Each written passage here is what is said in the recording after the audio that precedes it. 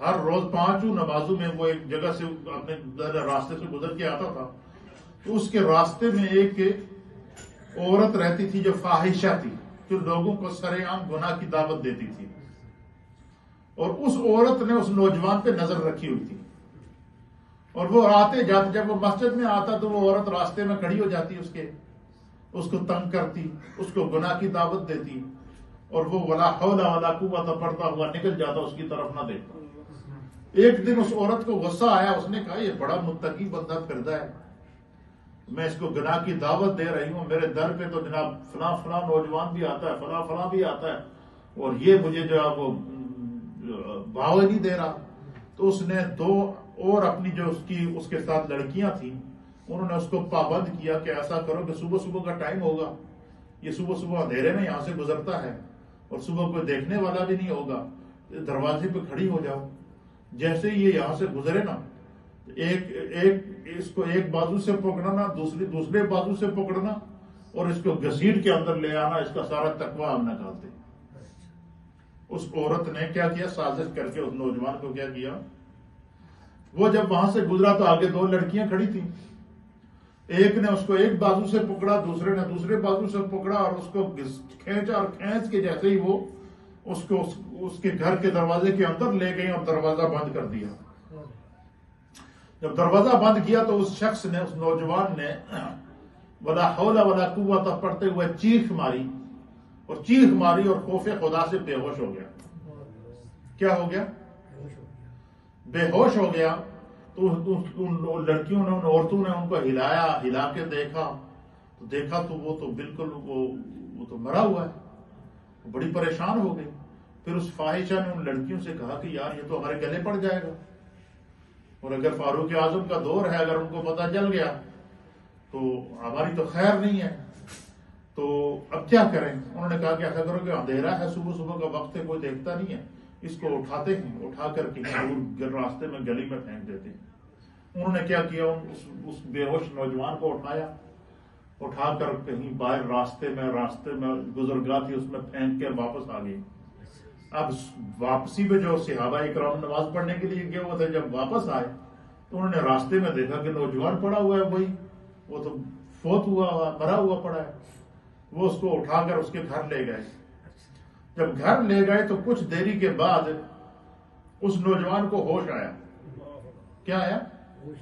اس کے باپ نے اس سے پوچھا کہ بھائی تیرے ساتھ کیا ماجرا ہوا، تو راستے میں بے ہوش پڑا ہوا تھا، یہ تو تمہیں فوت شدہ سمجھ کر اٹھا کر لائے ہیں۔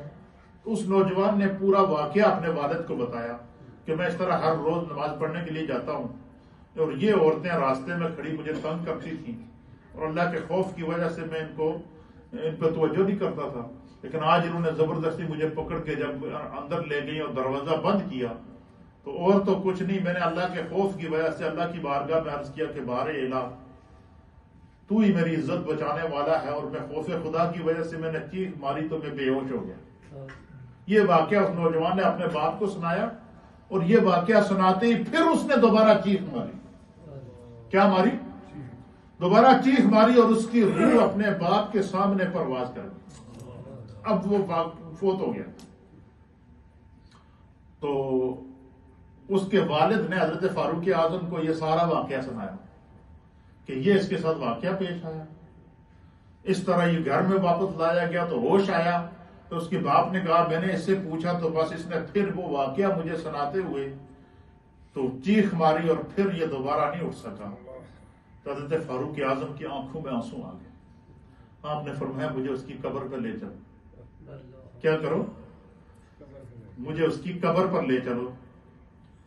اور جب اس کی قبر کے اوپر ان کو لے کر گئے فاروق اعظم کو، تو آپ اس کی قبر پر کھڑے ہوئے اور آپ نے اس نوجوان کو مخاطب کیا۔ کیا کیا؟ مخاطب کر کے کہا کہ السلام علیکم۔ پہلے اس کو سلام کیا، اور سلام کرنے کے بعد حضرت فاروق اعظم نے اس کو مخاطب کر کے فرمایا کہ اے اللہ کے بندے، تو نے خوف خدا کی وجہ سے اپنی جان دی ہے، اور اپنے آپ کو گناہ سے اپنی جان دینا گوارا کی، اور اپنے آپ کو گناہ سے بچا کے رکھا۔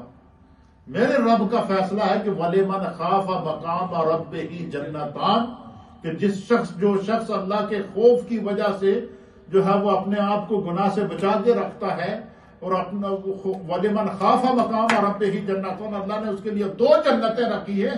ذرا مجھے یہ بتا کہ کیا تیرے رب نے تجھے 2 جنتیں دی ہیں یا کہ نہیں دی ہیں؟